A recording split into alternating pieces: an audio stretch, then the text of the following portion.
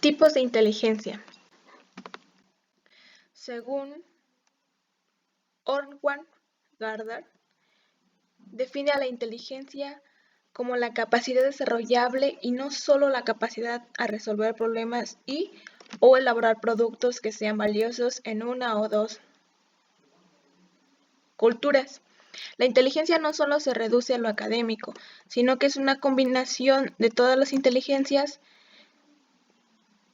Ser hábil en el deporte o en las relaciones humanas implica unas capacidades que, por desgracia, no están seriamente contempladas en los programas de formación académica. Los criterios para denominarse inteligencias son la identificación de la morada de la inteligencia por daño cerebral, la existencia de individuos excepcionales en el ámbito específico de la solución de problemas o de la creación, el gallito neural preparado para dispararse en determinados tipos de información interna o externa, la susceptibilidad a la modificación de la inteligencia mediante entrenamiento, una historia de plausibilidad evolutiva, los exámenes específicos mediante tareas psicológicas experimentales, el apoyo de exámenes psicométricos, la creación de un sistema simbólico específico. Existen 8 tipos de inteligencia. La inteligencia lingüística. En general se utilizan ambos hemisferios del cerebro y es la que caracteriza a los escritores. El uso amplio del lenguaje ha sido parte esencial para el desarrollo de este tipo de inteligencia. La inteligencia musical, también conocida como buen oído, es el talento que tienen los grandes músicos, cantantes y bailarines. La fuerza de esta inteligencia radica desde el mismo nacimiento y varía de igual manera de una persona a otra. Un punto importante de esta inteligencia es que por fuerte que sea, necesita ser estimulada para desarrollar todo su potencial. La inteligencia lógico-matemática. Quienes poseen o pertenecen a este grupo hacen uso del hemisferio lógico del cerebro y puede dedicarse a las ciencias exactas. Este es el más cercano al concepto tradicional de inteligencia. La inteligencia espacial. Esta inteligencia la tienen las personas que pueden hacer un modelo mental en 3 dimensiones del mundo o en su defecto extraer un fragmento de él. Esta inteligencia la tienen profesionales tanto como en diversas de la ingeniería, la cirugía, la escultura, la marina, la arquitectura, el diseño y la decoración. La inteligencia corporal kinestésica. Los kinestésicos tienen la capacidad de utilizar su cuerpo para resolver problemas o realizar actividades. Dentro de este tipo de inteligencia están los deportistas, los cirujanos y los bailarines. Una aptitud natural de este tipo de inteligencia se manifiesta a menudo desde niño. La inteligencia interpersonal. Este tipo de inteligencia nos permite entender a los demás. Está basada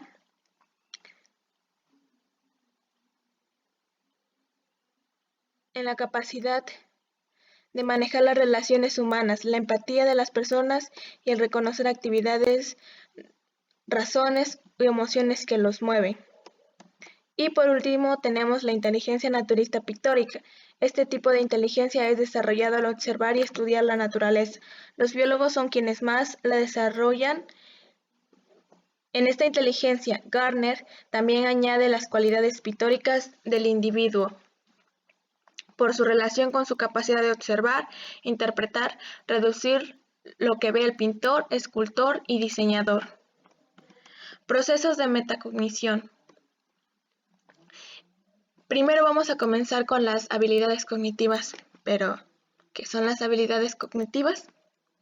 Se conoce como habilidad cognitiva o capacidades cognitivas a las actitudes del ser humano relacionados con el procesamiento de la información, es decir, los que implican el uso de la memoria, la atención, la percepción, la creatividad y el pensamiento abstracto o analógico.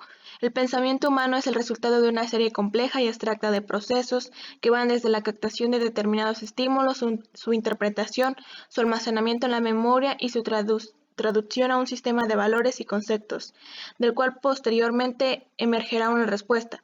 Las habilidades cognitivas tienen mucho que ver con las nociones de inteligencia, de aprendizaje y de experiencia, gracias a las cuales un individuo puede crecer cognitivamente y aprender a desempeñar tareas complejas o a prever situaciones futuras en una relación con lo vivido. A este tipo de habilidades se corresponde con un conjunto de capacidades intelectuales concretas que una persona emplea más o menos a lo largo de las diferentes situaciones de su vida, tales como la prevención, que es la capacidad de evaluar las consecuencias o implicaciones de una acción antes de realizarla. La planificación, que es la capacidad de prever a futuro una serie de consecuencias a partir de las acciones emprendidas y por ende trazarse metas y objetivos que se deriven de dichas acciones.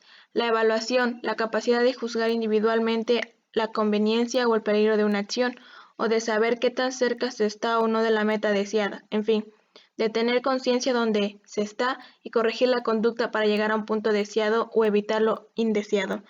Y por último, la innovación, la capacidad de encontrar alternativas o nuevos caminos hacia las metas deseadas, a partir de experiencias pasadas y memorizadas, tomando en consideración la comprensión del mundo que se posee. Tipos de habilidades cognitivas.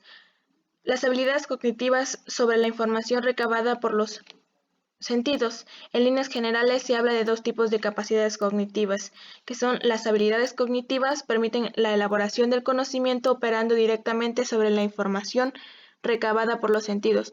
Suele insistir en las siguientes habilidades: atención, capacidad de captación de detalles y de concentración o foco; comprensión, capacidad de traducción de lo captado a un lenguaje propio; la elaboración, formación de un pensamiento propio como respuesta a lo percibido, es decir, formulación de una respuesta; recuperación, memorización de lo vivido para que sirva de fundamento a futuras experiencias idénticas o similares, pudiendo recuperar lo aprendido; y las habilidades metacognitivas, aquellas que tienen como objetivo no la realidad percibida, sino por los propios cognitivos, permitiendo así la capacidad de pensar sobre el modo en el que se piensa, por decirlo de alguna manera así. Estas habilidades permiten el control, la explicación y la transmisión del conocimiento vivido, así como la formulación del lenguaje útil para ello y de otros sistemas complejos y representación de las ideas. Algunos ejemplos de las habilidades cognitivas. El razonamiento lógico forma parte de la capacidad deductiva. Estas son, por ejemplo, capacidad lingüística, el talento del uso de la lengua y de sistemas de representación mediante el sonido articulado y su transcripción física, escritura. Esto incluye síntesis, léxico, pragmática, etc. Capacidad de atención, la posibilidad de percibir más de lo que otros perciben o de estar más pendiente de los pequeños cambios en el medio ambiente. Esto incluye concentración, atención selectiva, velocidad de respuesta, etc. Capacidad de abstracción, el talento para construir o interpretar sistemas complejos de signos o de proyectos mentales y traducirlas en operaciones concretas, por ejemplo, orientación espacial, imaginación, razonamiento aritmético, etc. Y por último, la capacidad deductiva, la habilidad para deducir o inferir eventos a partir de porciones de la información total, de completar imaginariamente lo percibido o intuir situaciones, por ejemplo, el razonamiento lógico, la caracterización, las semejanzas, las diferencias, la lógica formal, el razonamiento intuitivo, etc. Por último, la metacognición. Es tomar conciencia sobre nuestra forma de pensar y sobre nuestras estrategias cognitivas. Puede definirse como pensar sobre nuestro pensamiento. Además, implica el control y la supervisión de nuestros propios procesos cognitivos como aprendemos. Esta capacidad puede desarrollar y se asocia con la inteligencia o con el éxito académico. Por esto es un tema que se aborda y se trabaja desde psicología educativa principalmente. Un ejemplo de metacognición es darnos cuenta de que nos cuesta más aprender un texto que otro. También estamos practicando la metacognición cuando cambiamos de estrategia mental para solucionar un problema al ver que el anterior simplemente no nos funcionó. Definir la metacognición no es una tarea sencilla, aunque el término está siendo cada vez más utilizado.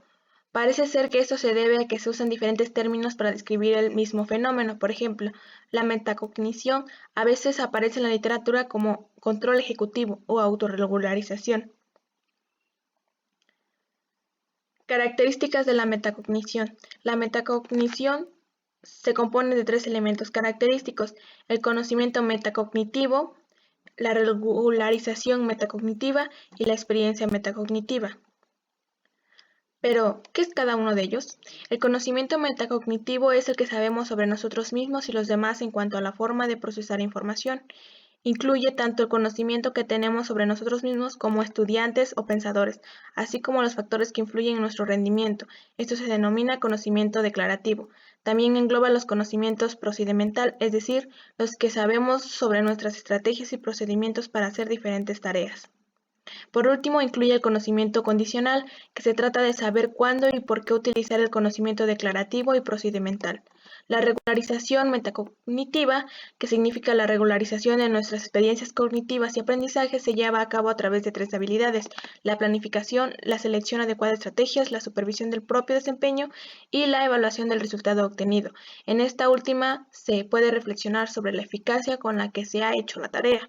Puede implicar la reevaluación de las estrategias utilizadas. Y por último, la experiencia metacognitiva. Se refiere al ejercicio metacognitivo en sí que realizamos durante un esfuerzo cognitivo. Los beneficios de la metacognición es importante tanto en el ámbito educativo como en la vida cotidiana, ya que se va demostrando que es esencial para tener éxito en el aprendizaje. Los estudiantes que realizan a menudo sus habilidades metacognitivas consiguen mejores resultados en los exámenes y hacen los trabajos de forma más eficiente. Estos alumnos identifican rápido qué estrategias utilizar para una tarea y son flexibles para sustituirlas o modificarlas para alcanzar sus metas. De hecho, se ha observado que el conocimiento metacognitivo puede compensar el CI o la ausencia de conocimiento previo. Además de que otros beneficios son: ayuda a los alumnos a ser aprendices autónomos e independientes controlando su propio progreso. Es útil a un amplio rango de edad, por ejemplo, desde la primaria hasta adelante. Las posibilidades metacognitivas ayudan a expandir lo aprendido a otros contextos y tareas diferentes. Estrategias para desarrollar la metacognición. Hay múltiples maneras de desarrollar la metacognición y de enseñarla en la escuela. En general, es importante que tomemos conciencia sobre nosotros mismos y nuestro desempeño en forma realista. Es cierto que cada individuo va desarrollando sus propias estrategias metacognitivas, por lo que no siempre una estrategia es buena para todos, pero por eso los ejercicios, más que enseñar estrategias de aprendizaje, están basados en hacer consciente a los alumnos de sus propios pensamientos y fortalezas.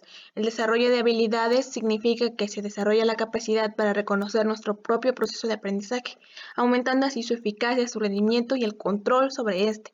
Los objetivos de ser capaces de planificar, de controlar y evaluar aprendizaje, además de ser como aprender mejor y tomar conciencia de lo que se aprende y cómo se aprende. Algunas tareas que pueden realizarse para aumentar la metacognición son: ensayar varias maneras de hacer la misma actividad, hacer ejercicios de autoevaluación después de cada tema, elaborar cuestionarios, realizar mapas conceptuales, que los alumnos planteen las preguntas en vez que el profesor, desglosar por pasos de tareas cognitivas. Por último, y como conclusión, quisiera decir que aprender no solo es memorizar conceptos, sino es pensar, es analizar, es contribuir, es comparar, ya que esto nos permite y nos mantiene la motivación durante un periodo prolongado de tiempo hasta finalizar la tarea. Reflexionamos sobre la forma en la que aprendemos, también de que controlamos el uso de las estrategias de aprendizaje más adecuados en cada caso. Analizamos antes de realizar cierta actividad, nos planificamos preguntándonos cuál es el objetivo de esta tarea, qué estrategias vamos a usar y cómo ellas hemos hecho en el pasado para que pueda servirnos. Gracias.